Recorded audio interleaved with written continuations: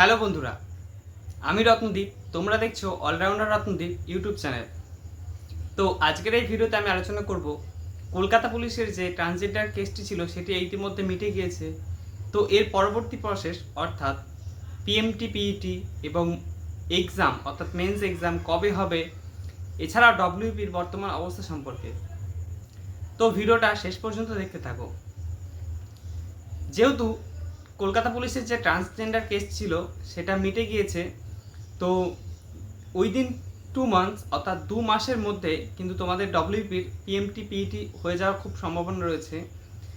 বর্ষা থাকলেও যে সমস্ত এলাকাগুলোয় বর্ষার প্রকোপ কম অর্থাৎ বৃষ্টিপাতের পরিমাণ কম হয়, হয়তো সেই জায়গায় অথবা দক্ষিণবঙ্গে মাঠ হওয়ার প্রবল সম্ভাবনা রয়েছে।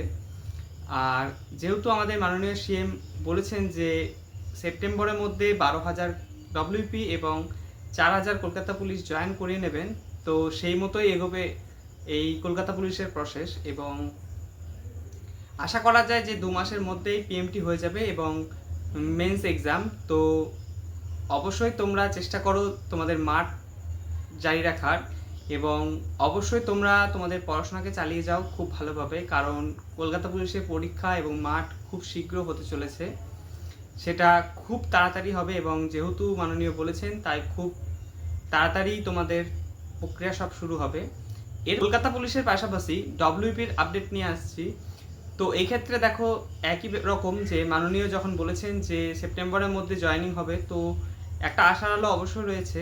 আর বলে রাখি যে কেসগুলো আগে কিন্তু লিস্টেড হতো, হিয়ারিং হতো, কিন্তু খুব একটা আলোচনা পর্যায়ে দেখা যেত না। কিন্তু ইদানিং যে লাস্ট হিয়ারিং ছিল সেক্ষেত্রে কিন্তু অনেকটাই সময় অর্থাৎ প্রায় 2 ঘন্টা ধরে একটা জাজমেন্ট চলে।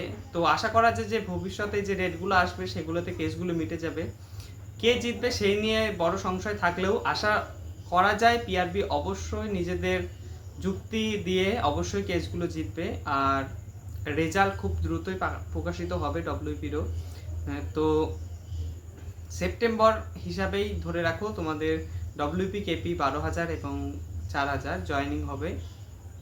ধন্যবাদ।